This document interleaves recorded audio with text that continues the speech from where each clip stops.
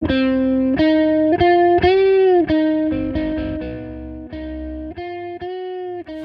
Eizenstat is a veteran diplomat, a policy advisor for many U.S. presidents.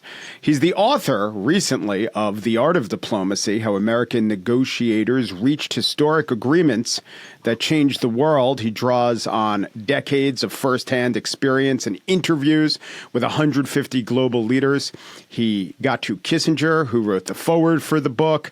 He offers a sweeping behind-the-scenes account of Camp David to Kyoto to German reunification to Holocaust restitution, which he was chief negotiator on. And I wanted to bring it up. And I was thinking about the book, which has been on my nightstand for a while. I've been thinking more and more about the book as negotiations are going on in the world in so many areas. Welcome back to The Gist, Mr. Eizenstat. Mike, it's really a privilege to be with you again. So I want to get to the exact reasons you wrote the book and what you want to emphasize.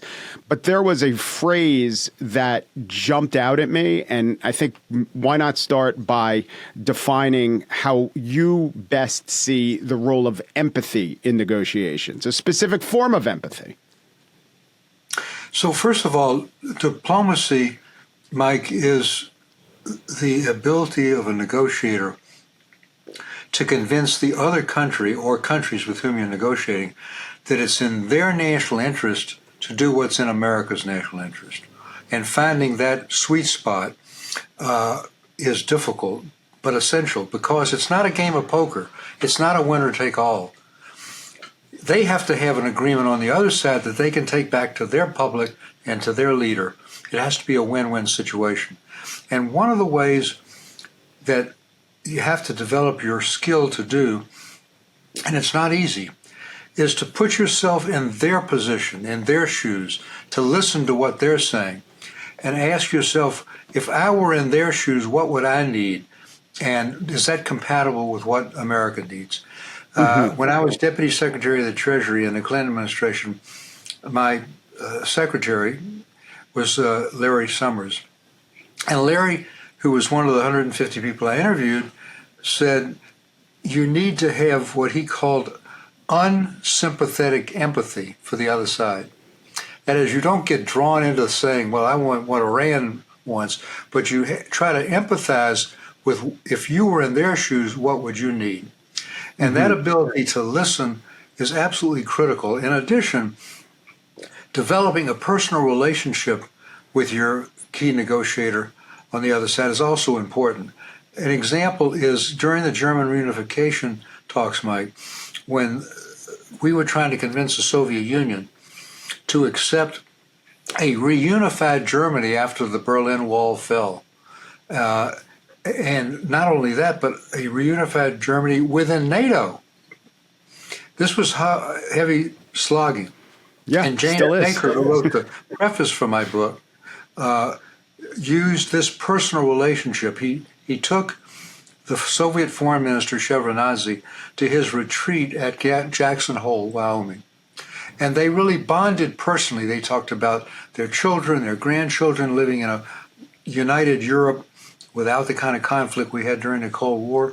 And that empathy, that personal relationship was critical. I developed it also when I was doing the Holocaust negotiations with Germany, the German slave labor companies and insurance companies and so forth, with Count Otto Lambsdorff, who was my counterpart. And he had a real sense from World War II that Germany had a responsibility to deal with the slave laborers, and that sort of empathy was really critical. So developing a personal relationship, even with adversaries who are really tough, is absolutely critical.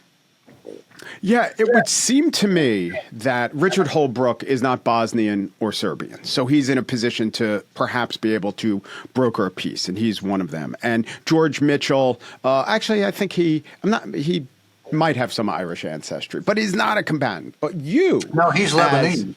He's Lebanese. Okay. You, as a Jewish descendant of Holocaust survivors who would wind up writing the book about hidden Nazi gold, you're a little more interconnected with the idea of Holocaust restitution. Did that put you in a good place, or did that pose some problems or challenges in terms of having unsympathetic empathy for the firms you were dealing with? That's a really good question, and I'm going to give you this answer. And that is, I approached these, obviously I had a background, I had relatives who had died in the Holocaust. I had to approach this, Mike, not as a sort of Jewish representative, but rather I was Undersecretary of State during part of the negotiations, Deputy Secretary of the Treasury, and I had to represent the United States interests. So let me give you an example. In the German slave labor negotiations, I started those negotiations by saying that this had to be not just about Jewish slave laborers who were being worked to death.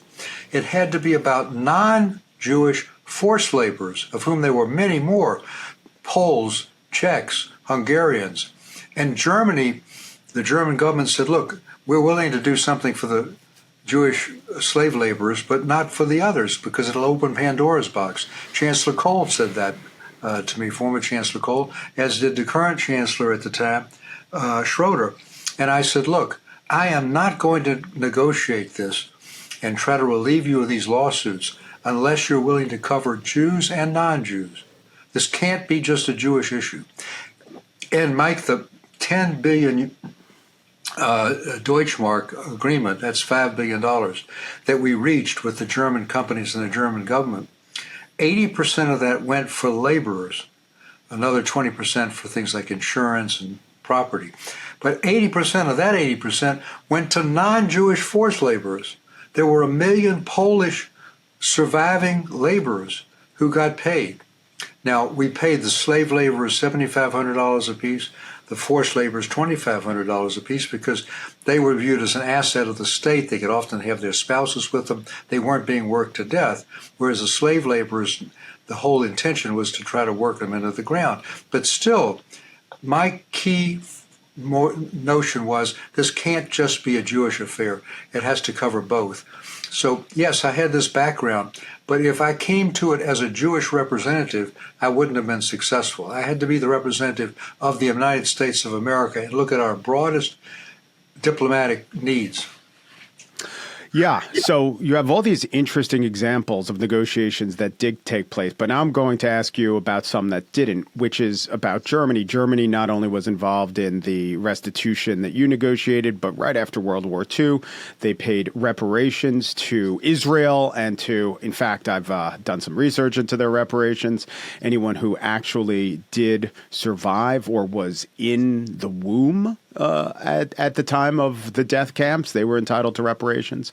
But that's my question. Why was it a German self-perceived self-interest that made them negotiate and pay reparations when you look at other countries that have had such a hard time bringing themselves to do that? I think about Korea and the Japanese. I think about Armenia and the Turkey and the Armenian genocide. What's the difference in between Germany and these other examples? That's a great question, and I do want to go back and tell you a humorous story on the Jewish angle.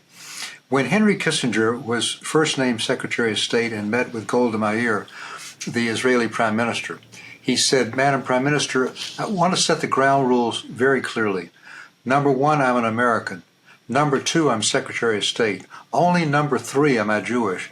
And she said, Henry, you forget that in Hebrew we read from right to left. Now, to answer your question, it's a really important question. If you compare the German reaction after the war to the Japanese reaction after the war, the Japanese never apologized to this day, 2025. They've never paid reparations to the people, the so-called comfort women that they abused. Chancellor Adenauer, who was the first post-Hitler chancellor in 1951, 6 years after the end of the war, made an incredibly courageous decision, which was highly unpopular in Germany. He almost lost his finance minister, and he said, we, the German people are responsible for what the Nazis did. Now, there was a high degree of feeling in the German public, oh, the Nazis were some other group, we didn't have anything to do with them. Why should we have to pay? And Adenauer said, no, we are responsible as a German people and as a German government. And they've assumed that over the last 70 years. They've paid $90 billion. So I don't think it was just self-interest. Of course, part of it was a price of getting back into the good graces of the world. But part of it was really, I think, a genuine effort to try to deal with the injuries and tragedy they caused.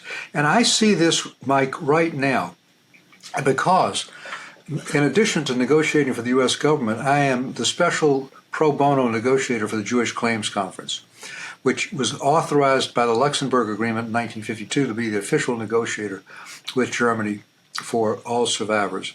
And Mike, the people I am negotiating with, and I've negotiated since 2009, $9 billion in recoveries, home care, increased pensions, hardship payments, child survivor payments to people who were in the kinder camps. I'm dealing with people who weren't even born during the war, the German officials in the finance ministry. And yet they still feel a moral and ethical responsibility. So it's more than just self-interest. It really is a very strong moral feeling that they have an obligation until the last survivor passes away to recompense as much as they can. You can never make up, of course, for 6 million people killed and 1.5 million children, but they really do feel this in their bones. It's part of their DNA. So you write about negotiators like painters. They have to have this canvas to work on, also emphasizing the point that it's more an art than a science. But I want to talk about the conditions that bring parties to the table. And you're right. The historic agreements these negotiators achieved would not have been possible without the right historic context. The parties were willing to take the risk of breaking from the status quo because either it was too painful to endure or the benefits were so palpable. I'm thinking of the negotiations going on with Iran and their nuclear program and Ukraine. Does that describe where both parties are in the Ukrainian negotiation? Do you think that both parties have assessed that it's too painful to go on or too beneficial not to keep fighting? That's a great question. And let me give you an example of the kind of courage to break from the past that I was talking about, and then I'll get to your direct question. When Anwar Sadat, after 4 wars with Israel, went to Jerusalem on his own and said, no more wars. He lost his own foreign minister. This was not popular at home. When Mohammed bin Zayed, the crown prince of the UAE in 2020, normalized relations with Israel, it wasn't popular with his public. He did it because he thought it was important for his country. When the Catholic and Protestant communities in Northern Ireland, after 20 years of brutal civil war, decided it was time, enough was enough. That's where you get to the mutual harm. They both couldn't suffer anymore. There were 3,500 deaths, tens of thousands of people had been maimed, and they finally said, we can't keep this up, it's too painful. Now, with respect to Iran is hurting very badly because of the sanctions. And they, therefore, have an interest in trying to get back into the nuclear agreement that unfortunately President Trump withdrew from. But the United States has a benefit in doing that because it keeps Iran from being a nuclear power. So the pain that Iran feels and the leverage that we have because of the sanctions creates an opportunity for an agreement. Now, interestingly, this is one area where Prime Minister Netanyahu and President Trump, who have a otherwise similar view of the world, really are departing. Because Prime Minister Netanyahu wanted to bomb Iran very recently, even over the recent attack at Ben Gurion Airport. And President Trump said, no, I want to negotiate this agreement. Now, whether they'll be able to is another story, but this is a quite different change from the Donald Trump we saw, who withdrew in 2018 from the first nuclear agreement that was negotiated by John Kerry and President Obama. So we hope that the pain the isolation that Iran feels will be sufficient to bring them back into that agreement, but in an approved sense. In Gaza, however, you have a different situation. You would say, well, goodness, there's got to be mutual harm. Look, the whole Hamas infrastructure has been destroyed. Their top leadership has been destroyed. And Israel has a great interest on a positive side of having a peaceful Gaza. But in dealing with a terrorist group, it's very different than dealing with even a difficult government. Hamas doesn't really care about the fact that it's losing all these civilians. The hostages are their only way to survive. They know that once they give them back, then they'll be killed. So you have a situation with even the best negotiators, and I give 13 examples of the kinds of skills that you need. Even with the best, Mike, when you have two parties who don't have a similar mutual interest, it doesn't work. Israel's bottom line is Hamas can't keep its arms and it can't govern. And Hamas's bottom line is we have to keep our arms. Maybe we step back from government, but we're not going to disarm. So you have two polar opposites that make it extremely difficult to reach a common ground. I would think, have you ever dealt with this, that the injection of genuine belief in martyrdom very much complicates negotiations as well?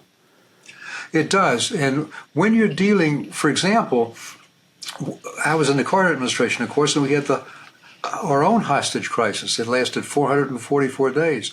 We were dealing with Ayatollah Khomeini and a group of radical Islamists who really had a very different mindset than a normal government. Now, I want to show you at the same time what could have happened. Let's go back to July of 2020. I was then Deputy Secretary of the Treasury in the Clinton administration, and I had a dual role of being the leading person on the economic dimension of the peace process in the Middle East. And I went to Gaza, Mike. We had gotten Congress to pass a law that Could I just interrupt? July of what year was this? 2000? 2000. 2000, yes. Go ahead.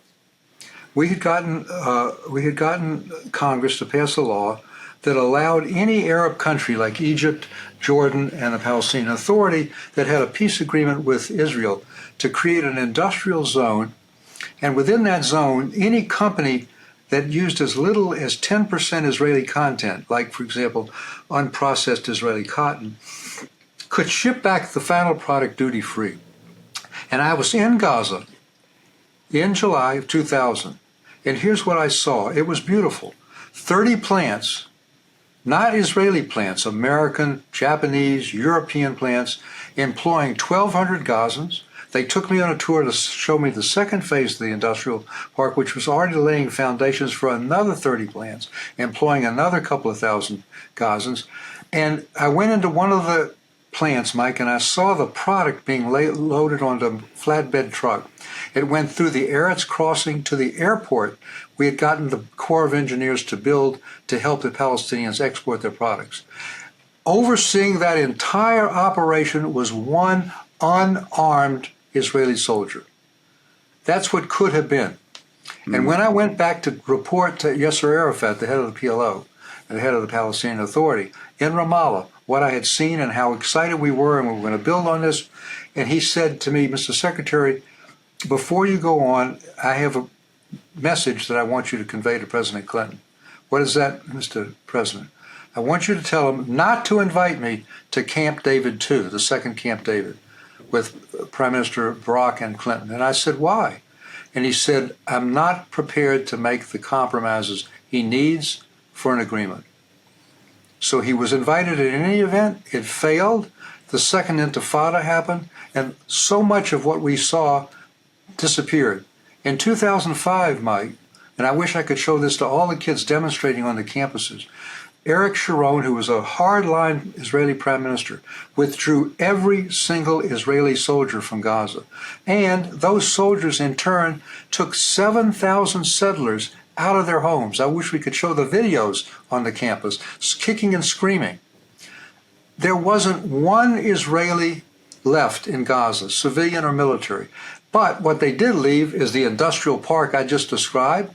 They left their greenhouses. They left all the things that were necessary for the Gazans to be self-sustaining.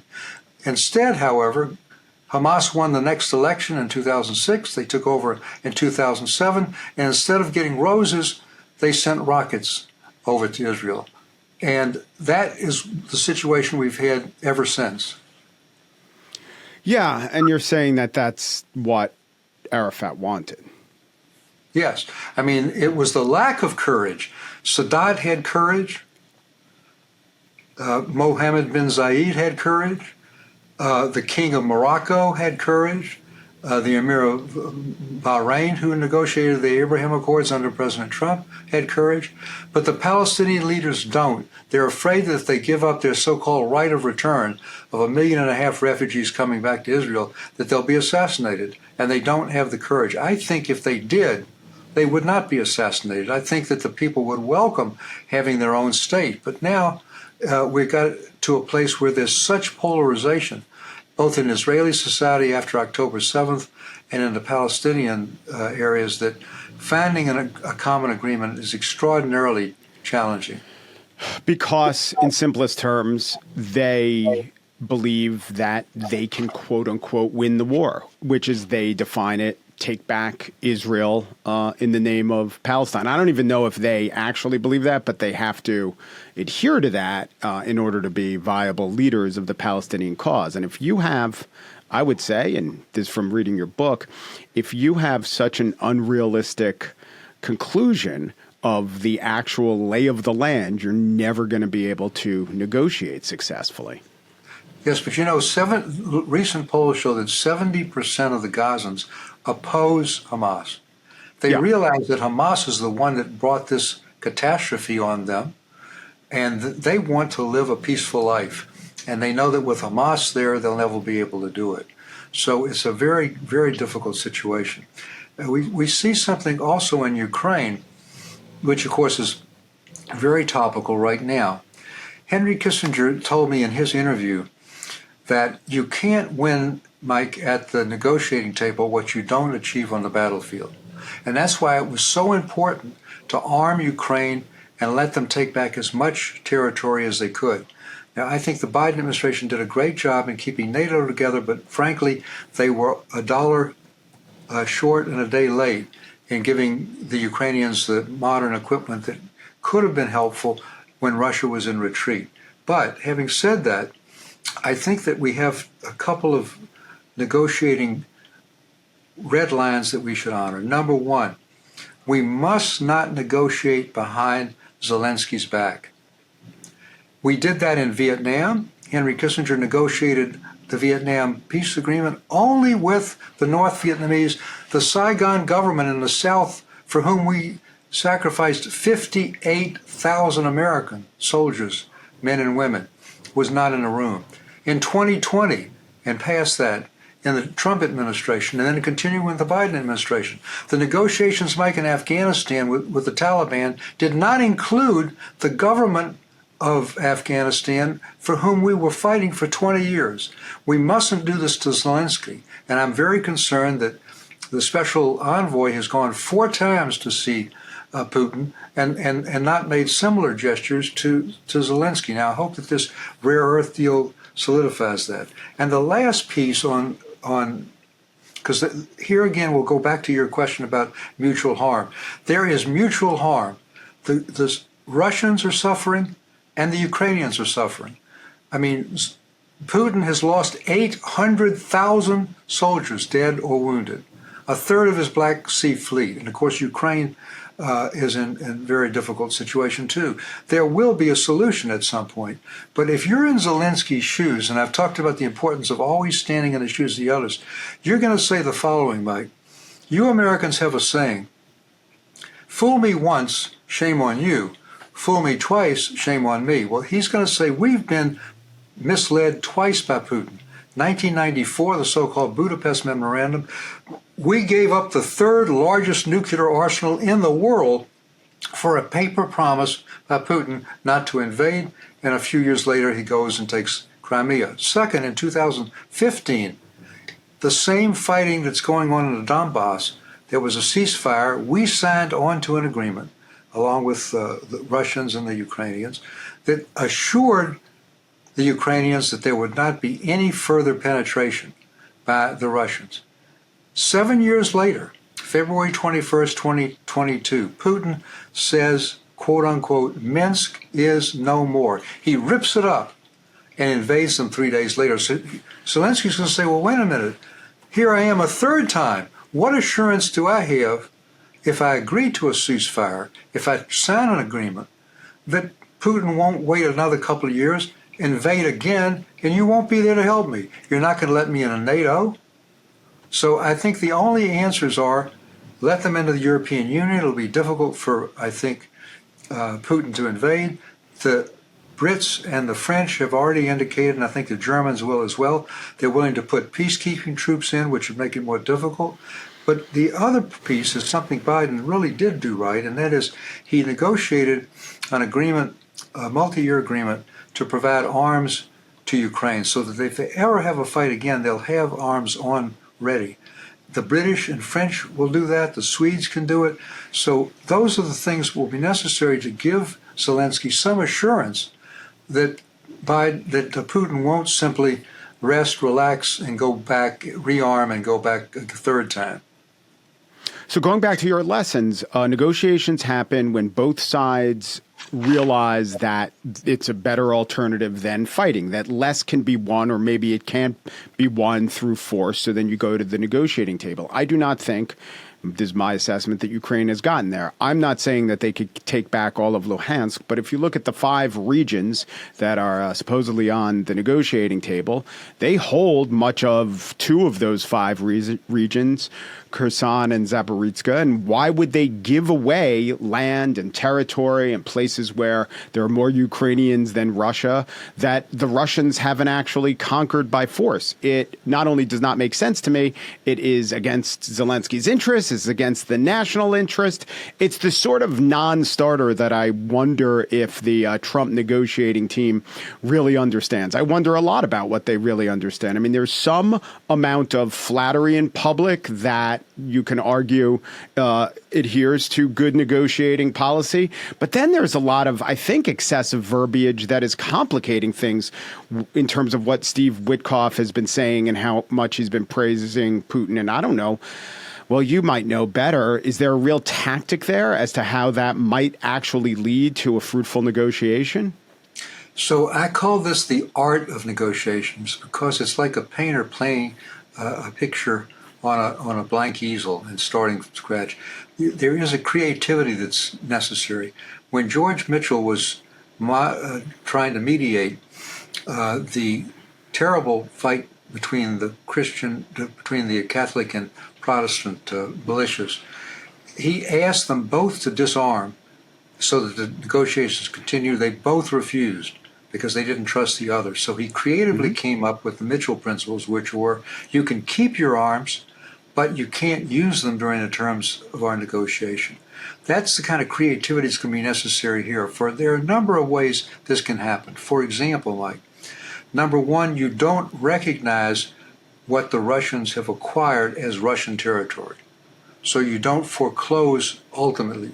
Second, a possible referendum in some of those, internationally supervised. Third, you could have a North Korean type of settlement. You know, when the Korean War was settled back in 1953, there's still to this day no peace treaty, but there's been no fighting either. And that is because there are American troops there, but also there was a line created called the DMZ, the Demilitarized Zone. And that's one possibility here. You simply take the line of the last battlefield, and that's where you have a temporary freeze. You may not have a full peace treaty, but you maybe keep some sanctions on Russia as well. Yeah. Speaking of Witkoff, how are business negotiations different from international geopolitical negotiations? Business negotiations are very different. Some of the skills may be necessary, but they're very different. First of all, with a business negotiation, you're unlikely to be dealing with the same company or person after this first deal. Whereas with diplomacy, you're dealing with countries that you're going to have to deal with in other instances. So, for example, you may need the Chinese to help on climate change. You may need them on a pandemic. It's an ongoing relationship. Number two, a business deal is by definition enforceable in a court of law. It can either be an arbitration, it can be a breach of contract in a court, but they are enforceable. International agreements aren't really enforceable in any court of law. They're enforceable only when the parties believe it continues to be in their interest.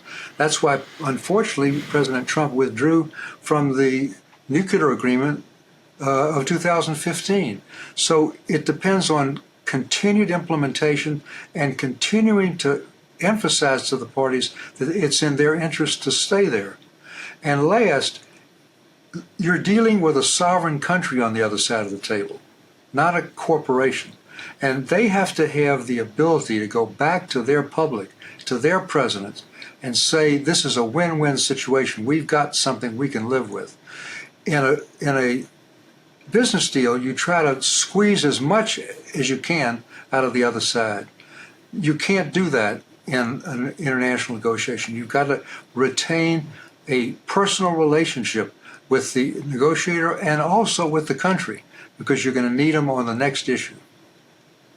Compare all the negotiations that were hot wars in your book, Good Friday, the Balkans, Afghanistan, maybe the FARC in Colombia, and compare that to what's going on in Ukraine. In any of those successful negotiations that you detail in your book, were the sides as far apart in their own self-conception of their chances of success as they seem to be in Ukraine? Yes. In the Northern Ireland situation, they were tremendously far apart. In fact, one of the things that I emphasize in my book is that if you go for what I would call a home run, that is a completely comprehensive agreement, you'll strike out too many times. Go for singles and doubles. So what do I mean by that? In the Northern Ireland negotiations, the Good Friday Agreement, the two major issues, Mike, were what's the future of Northern Ireland? Is it going to stay as part of Great Britain, or is it going to go with the Irish Republic? And second, what do we do with those arms that the militias have now that we have a peace agreement? Neither one was decided by the Good Friday Agreement. It was 9 years later that they disarmed. And the referendum to decide on the future of Northern Ireland has never been held because neither the Catholic nor Protestant communities want to disturb what is now such an improved status quo. So oftentimes you go for what I would call singles and doubles, and you build on it. The bilateral agreement that we reached with Egypt and Israel, that Jimmy Carter negotiated at Camp David, they had fought 4 wars. They were way apart, but they agreed that it was time to end the conflict. And yes, it didn't include the Palestinians, it didn't include the Golan Heights with Syria, but we built on that. So Clinton then had another bilateral in 1994 with Jordan. President Trump had the Abraham Accords, which were bilaterals with the UAE and Morocco. So you try to build on these. But yes, absolutely, in many of these cases, for example, even in Bosnia and Kosovo, the parties were very far apart. Dick Holbrooke, my late friend, in the Dayton negotiations to end the Bosnian Civil War between the Croats and the Muslims and the Serbs, that was vicious, very difficult. Srebrenica was one of the massacres of the 20th century after the Holocaust. 7,500 Muslim boys and men shot dead into a ditch. So the feelings were intense, and Dick Holbrooke, over a 2-week period at Dayton, was able to find common ground. So yes, in many of these cases you had similar divisions, and that's one of the reasons I wrote the book. I wanted to show 3 things. First, that we seem to face insoluble problems now, and I wanted to show that we had met equally difficult problems in the past successfully, and we can do so again. Second, we are in 2 hot wars in Gaza and in the Ukraine, and through our lifetimes, we've had Vietnam, we've had 2 wars in Iraq under Bush 1 and Bush 2. We've had the Afghan war, which was our longest in history. We had the Libyan war, which President Obama said it was a merciful mistake. And so I wanted to take, Mike, a hard look at when, whether, and under what circumstances military aid, military intervention can be a adjunct to diplomacy and when it can't. And third, I'm fearful that we're entering into an era of unilateralism, of isolationism, not unlike that we had between the First and Second World Wars. And I wanted to show in this book how engaged U.S. leadership with our allies had created a better world. And that if we don't engage, if we don't meet our allies, and these tariffs are oftentimes the worst way, for example, to get a coalition against China, because we're going against countries that we want to help us. That if we don't engage, if we don't use our allies, we'll create a vacuum into which the Chinas and the Russias and the Irans will fill with very different interests and very different values, and will leave a world even more conflicted for our children and grandchildren. In terms of Ukraine and not hitting a home run, do you worry that Donald Trump is not a singles and doubles type hitter? Or maybe you could say, actually, maybe he'll take a single and he's such a showman, he could sell it as a home run. Yes, I am worried about that. But if you look at the agreement that was announced this very day, the trade agreement with the United Kingdom, he called it a comprehensive agreement. It's not. Yeah. It covers certain products. It still leaves a 10% tariff.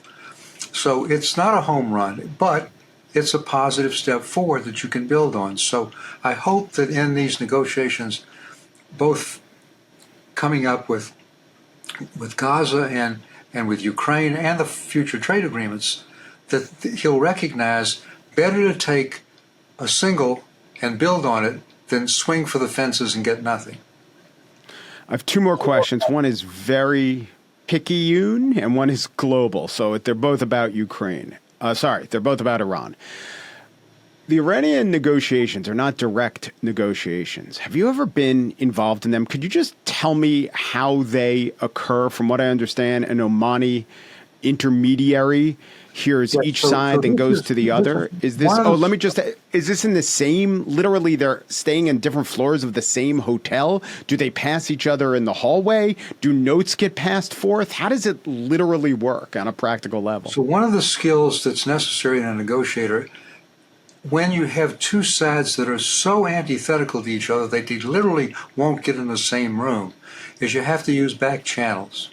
So the hostage agreement that was reached during the latter part of the Biden administration for 100 hostages was done by a back channel with, in effect, the Qataris and the Egyptians as intermediaries, and they weren't in the same room and they weren't in the same hotel. And that's frequently the way you have to do it. Now, another way was done with the Oslo Accords in 1993 between the Palestinian Liberation Organization, the PLO, and Israel. They couldn't get in the same room together. Israeli law didn't even allow that. So how did they do it?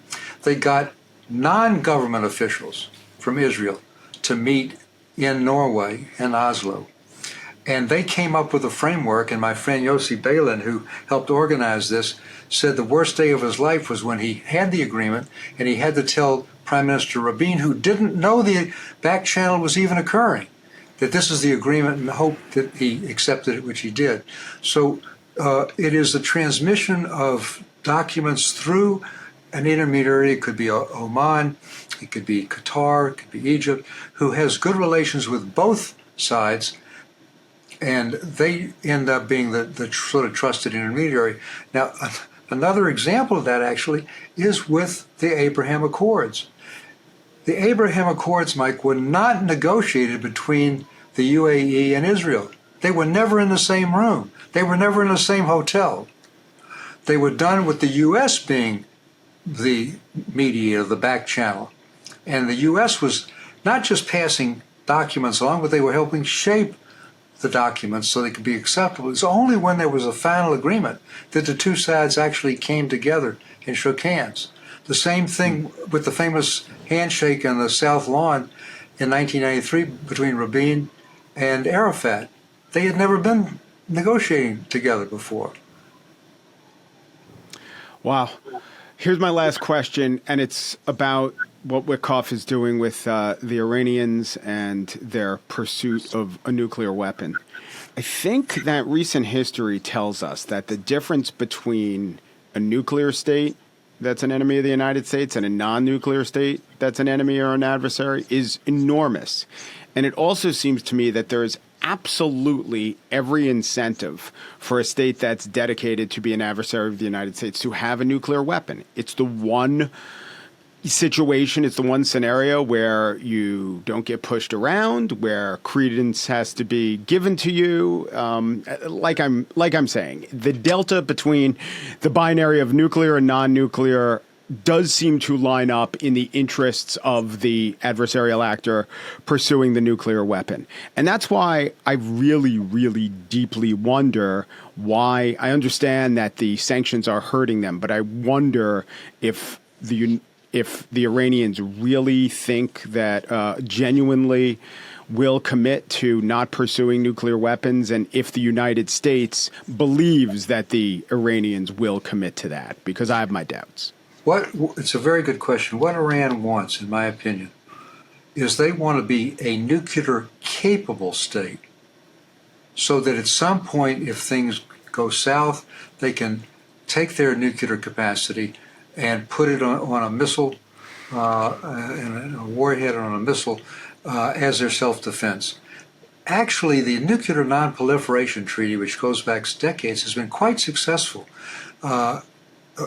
Pakistan and India, which are fighting this very moment, are both nuclear states. But by and large, the Non-Proliferation Treaty has really worked. But for Iran, yes, they want to be nuclear capable. And the tragedy of pulling out of the 2015 nuclear agreement that was reached by Obama and John Kerry is that at that time, under the agreement, Mike, we were able to disable 2/3 of the centrifuges that they use to enrich uranium. In addition, they had to get their level of enrichment down to about 3%, which is civilian grade. And we disabled a plutonium plant at a place called Iraq. Now, as a result of pulling out of the agreement unilaterally, which President Trump did in his first term, and saying he was going to put maximum pressure, now we have Iran, which has 60% enrichment. And within 2 to 3 weeks, they can go to 90%, which is weapons grade. They've got a new generation of faster centrifuges churning out uranium. They've reconstituted the plutonium plant. So there are huge costs of pulling out. But yes, Iran sees this as an ultimate goal, and we have to make sure that they don't go any further than beyond being nuclear capable. They still have to forge a nuclear weapon. They have to miniaturize it, put it on a warhead, on a missile, and that will take more time. And that's where the international inspections come in. We will have cameras, we'll have 24/7 inspections, and if they take that next fatal step, then either Israel or the United States really has to act militarily to prevent that. We cannot allow a country that's so radical that supports Hezbollah, Hamas, the Houthis, and would radicalize the region to have a nuclear weapon. Stuart Eizenstat was U.S. Ambassador to the European Union, Deputy Secretary of the Treasury, Chief Domestic Advisor to Jimmy Carter. Really too many things to mention, but I will mention that the book we've been talking about is The Art of Diplomacy: How American Negotiators Reached Historic Agreements That Changed the World. Thank you so much. Mike, thank you.